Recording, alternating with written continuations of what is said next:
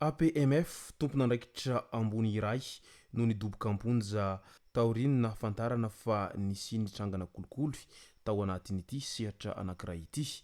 Ka ny pitsopitsony mahakasika an'izay no fakafakaina amintsika atao anatin'ity vidéo ity ka manasantsika rehetra anaraka an'ity vidéo ity hatramin'ny farany. Aza dino ny milaiky ny vidéo antsika ary tsarovatra trano ny miabone amin'ny chaîne antsika mba ahafahanareo manaraka tsy tahapaka ny vidéo zay lefa nahito isan'andro. Tsy ampendrela moa isika fa avy hatrany tonga dia vavany ndao ary.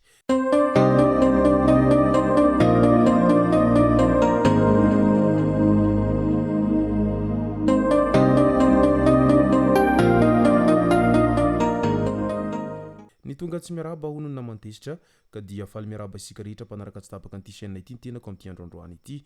Arakin'izay efa natsipiko zay dia ny mahakasika ny raharaha APMF no tena impanantsika atao anatin'ity vidéo ity. Fa milohan'izay dia andao ho resantsika ireto tsara ho fantatra manaraka ireto. Trangana halatra tany Antsirabe tany. Nangalatra tany Antsirabe Mpikros izay mampiahiahy nahatratrarana telo tapitrisa ariary mahery. 13 Martsa 2024 tamin'ny roa sasany maraina izay manao fisafona ny zandary tao fiadanana Ambohimalaza ka nifanenina tamin'ny tovolahy iray.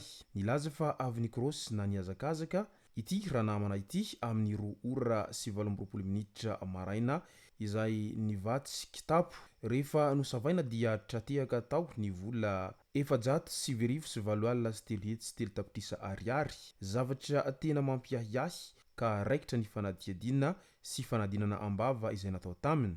Ny baradaka ihany ilay tovolahy fa vola avy nangalarany tany Antsirabe vakinakaratra ity nentiny ity. Voalaza fa saika mbola hanao kolikoly moa izy ity ka voamay aza izany nanamafy ny vesatra izay niampangana azy. Tany Toamasina indray nisy nametraka odiratsy tao an-trano. Gaga ny rehetra fa marary lava ny iray trano tsy mety mba salama. Misy fotoana ny renim-pianakaviana torana any am-piangonana.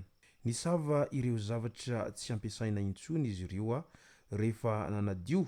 Akory nefa nangagana fa odiratsy izay nisy nametraka tao an-trano no hita tao anatin'ilay kitaponjaza efa tsy miasa izay nihantona tamin'ny rindrina. Ka noho izany melimelo ihany ireo zareo amin'ireny olona midimiditra ao an-trano ireny. Misy amin'izy ireny dia mody namana nefa dia andeha ametraka fanafody ratsy ihany ary matetika io fanafody ratsy io dia tena mandaitra raha oharina amin'ny fanafody izay tokony hahasoa. Tany Fenorivo Atsinanana indray casse-point iray izay tsy lavitry ny bureau-ny polisy no nisy nandroba tamin'ny androny 1 Martsa lasa teo iny ka lasa tao anatin'izany ny vola mitentina 7,3 ariary. Tany Mananara avaratra indray lehilahy iray izay nisandoka ho mpitsabo mpandidy no voasambotry ny mpitandro ny filaminana. Tovovavy iray izay nanana aretina fivontosana teo amin'ny sofiny no nitsiritiny ity lehilahy ity ho sitraniny. Rehefa nahita ny aretin'ity zazavavy ity izy dia nilaza tamin'ireo fianakaviany fa mpitsabo izy ary vitany ny mitsabo ilay zaza. Tsy nisy anefa no enti-manana ka nanday ireo ray aman-dreniny.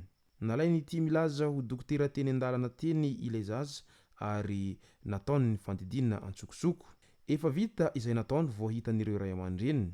Nitaky vola ho sarany fandidina izy kanefa noho ny tsy fananana dia mbola tsy nahazo izay notadiaviny ary nisy ny fanaovana taratasy. Lasa nisy fahasarotana ny aretin'ilay zaza ka rehefa nozahany mpitsabo hafa dia voatery tsy maintsy nientina namonjy hôpitaly lehibe mba ho didina indray ihany.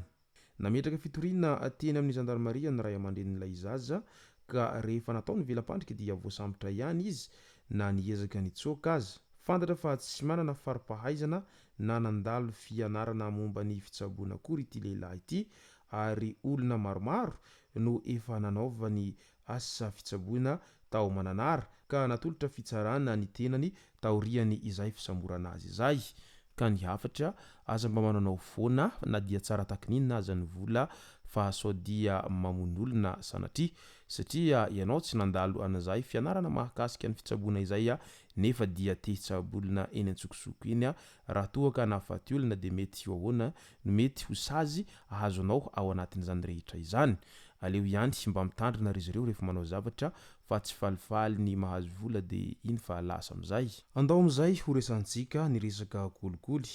Matetika mantsitsika maheno foana fa misy kolikoly eto zero ary na dia miezaka mamongotra an'izany aza ireo tompon'andraikitra ao anatin'izay asa fiadiana amin'ny kolikoly izay dia hita fa tsy mitsahatra mitombo hatrany nefany izay resaka kolikoly eto zero izay na amin'ny sehatra inona izany na amin'ny sehatra n'inona. Nahitana trangana izay kolikoly izay tao amin'ny APMF fantatra fa tompon'andraikitra iray ambony noho ny doboka amponja noho izay sarina ny tambazotra goavana izay mikasika ny kolikoly ny eo ampampana tao amin'ny fandraisana mpiasa nanomezana vahana olompatatra sy nanaovana ankiatrano an-trano tao amin'ny agence portière maritime et fluviale na APMF araky ny tatitry ny Bianco hatrany.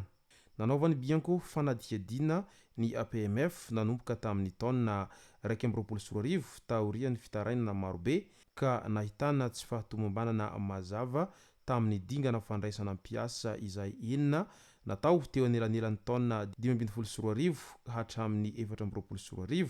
Vokany ny doboka amponja Vonjomaika ny tale izay misahana ny mahaolona na ny directeur en charge des ressources humaines teo anivon'ny APMF sy ny havany iray ary misy havany iray hafa izay arahamaso ara-pitsarana.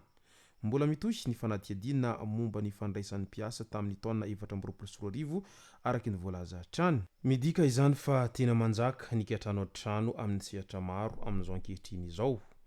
Ary isan'ny mampitarena ny maro moa izany satria ireo manana havana ambony sy ireo manana lamosina ambony ihany no tena mahazo asa tsara ary vetivety dia tafiditra ao anatin'izay asa izay tadiavina izay izy ireo fa ireo izay manana traikefa sy mba manam-pahaizana ao anatin'izany nefa matetika dia toa odiana tsy hita ihany satria tsy havana akaiky ary koa tsy namana akaiky.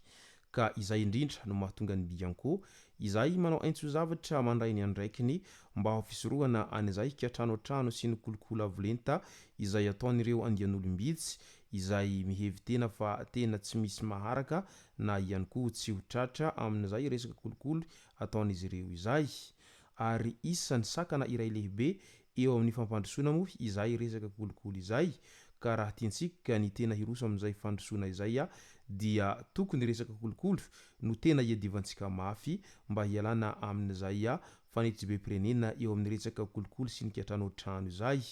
Izay moa no masaka azona aroso tao anatin'ity video ity tompoko lasy tompoko vavy misaorantsika rehetra nanaraka an'ity video ity hatramin'ny farany. Aza dino ny milaiky ny video antsika ary tsarovy hatrany ny miabone amin'ny chaîne antsika mba ahafahanareo manaraka tsy tahapaka ny video izay lefa nahita isan'andro. Tompoko lasy tompoko vavy mankasitraka dia mirary soa.